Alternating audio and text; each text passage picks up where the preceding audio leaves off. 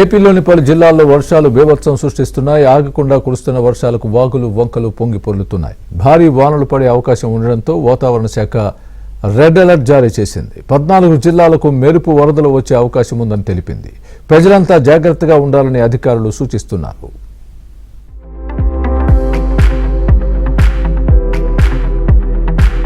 బంగాళాఖాతంలో ఏర్పడ్డ అల్పపీడనం ప్రభావంతో ఏపీలోని పలు జిల్లాల్లో భారీ వర్షాలు కురిశాయి.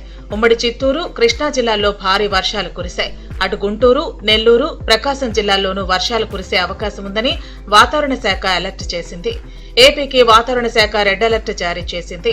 ఆంధ్రప్రదేశ్లో 14 జిల్లాలకు మెరుపు వరదలు వచ్చే అవకాశం ఉందని తెలిపింది. ఆగ్నేయ బంగాళాఖాత పరిసర ప్రాంతాలలో ఉపరితల ఆవర్తనంగా కొనసాగుతుంది. రేపు అనగా 24వ తేదీ నాటికి ఈ ఉపరితల ఆవర్తనం ఆగ్నేయ బంగాళాఖాతం, దానికి ఆనుకుని ఉన్న తూర్పు మధ్య బంగాళాఖాతంలో అల్పపీడనంగా పరిణామం చెందే అవకాశం ఉంది. రాబోయే వారం రోజులు కూడా ఉత్తర కోస్తాలో పలు ప్రాంతాలలో తేలికపాటి నుంచి మోస్తరు వర్షం పడే అవకాశం ఉంది. ఇక దక్షిణ కోస్తాలో ఈ 2 రోజులు అత్యధిక ప్రాంతాలలో తేలికపాటి నుంచి మోస్తరు వర్షం ఉండే అవకాశం ఉంది.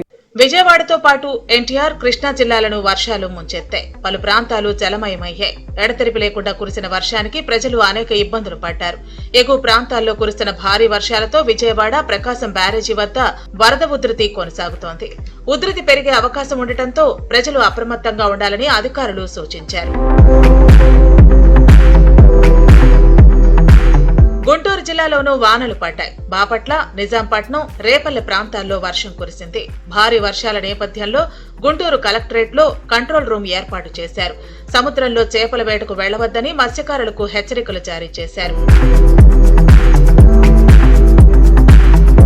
ఉమ్మడి ప్రకాశం జిల్లాలో భారీ వర్షాలు కురిశాయి. భారీ వర్షాలతో పెద్దారవీడులో పత్తి, మిర్చి, పొగాకు పంటలు పూర్తిగా దెబ్బతిన్నాయి. వేల ఎకరాల్లో సాగు చేసిన పంటలు చేతికొచ్చే పరిస్థితి లేకపోవడంతో రైతులు తీవ్ర ఆవేదన వ్యక్తం చేస్తున్నారు. ప్రభుత్వం స్పందించి తమను ఆదుకోవాలని రైతులు కోరుతున్నారు. దొంగల వాగు ఉప్పొంగడంతో కొత్తూరు వద్ద కర్నూలు, గుంటూరు జాతీయ రహదారిపైకి భారీగా వరద నీరు చేరింది. దీంతో రహదారిపై కిలోమీటర్ల మేర వాహనాలు నిలిచిపోయాయి. మరోవైపు తీగలేరు ఉధృతంగా ప్రవహించడంతో చిలకచర్ల, చెర్లోపల్లి మధ్య రాకపోకలు స్తంభించాయి. ఉమ్మడి నెల్లూరు జిల్లాలో భారీ వర్షాలకు నదులు, వాగులు, వంకలు పొంగి పొర్లుతున్నాయి. జలదంకిలో ఉబ్బల వాగు దాటుతూ మల్లికార్జున అనే వ్యక్తి బైక్ తో సహా కొట్టుకుపోయాడు.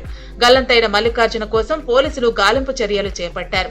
సైదాపురంలో పిన్నేరు, పంబలేరు ఉధృతంగా ప్రవహిస్తున్నాయి. దీంతో పలు గ్రామాల మధ్య రాకపోకలు నిలిచిపోయాయి.